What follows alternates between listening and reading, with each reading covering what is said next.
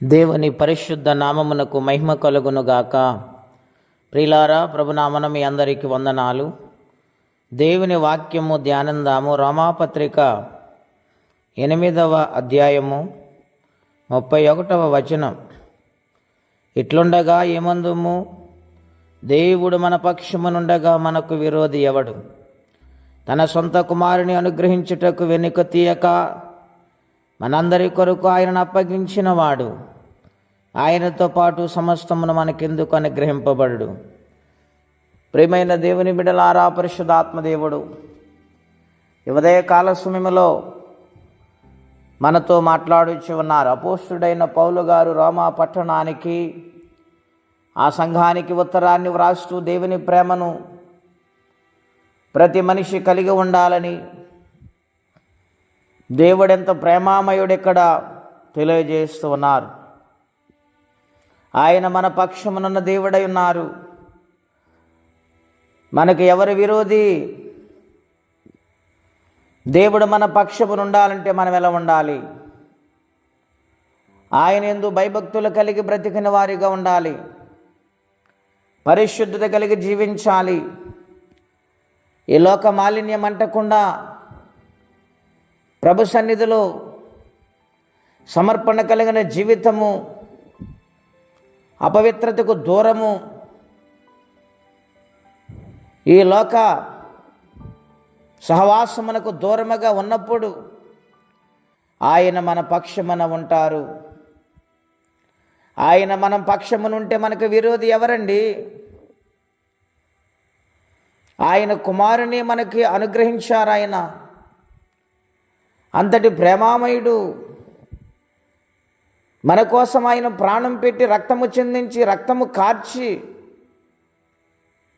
మనందరి కోసము సిలువలో యాగమై చనిపోయారు. సర్వమానవాళి పాపమైన మోసాడు. మానవునిలో ఉన్న ఆత్మ నశించిపోకూడదని,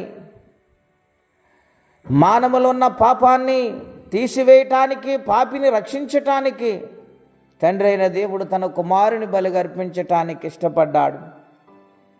యెషయా గ్రంథములో వ్రాయబడి ఉన్నది, ఆయన నలుగొట్టుటకు ఆయనకి ఇష్టమాయను. ప్రియమైన దేవుని బిడ్డలారా, నీకోసము నా కోసం ఆయన ప్రాణమర్పించాడు. తల్లి కానీ, తండ్రి కానీ, రక్త సంబంధులు కానీ, తోబుట్టులు కానీ, బంధువులు కానీ మన కోసం ఎవరు త్యాగము చేశారండి?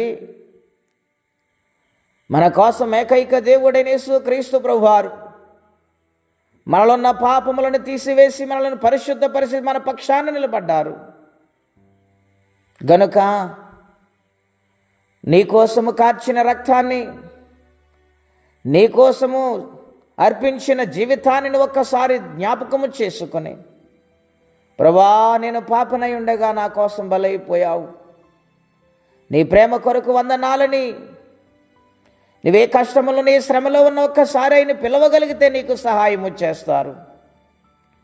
ఆయన నీ పక్షాన ఒక గొప్ప ప్రణాళిక కలిగి ఉన్నారు.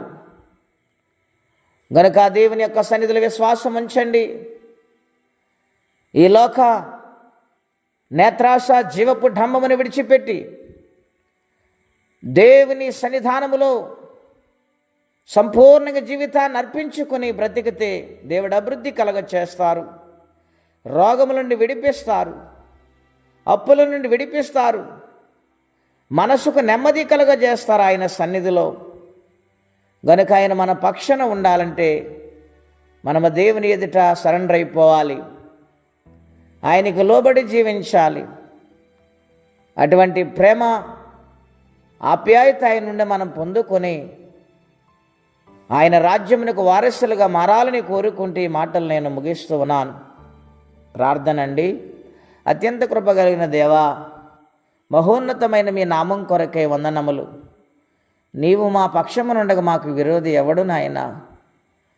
నీ కుమారుని ప్రభు మాకు బలిగా మా పాపములు తీసివేయటానికి నాయన విమోచన క్రయధనముగా మమ్మల్ని మీరు కొన్నారు తండ్రి. మీ రుణాన్ని ఎలా తీర్చగలము? ఈ వాక్యం ఎంతమంది అయితే వింటున్నారు, వారి యొక్క జీవితాల్లో ప్రతి సమస్యను విడిపించి యేసయ్య రక్షకుడని అంగీకరించి నీ కొరకు బ్రతుకు జీవితము ప్రతి ఒక్కరూ కూడా పొందుకోవాలని ప్రార్థిస్తున్నాను నాయన.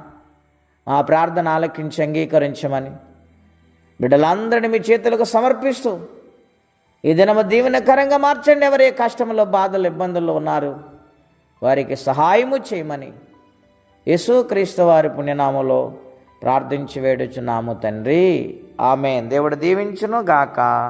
ఆమేన్.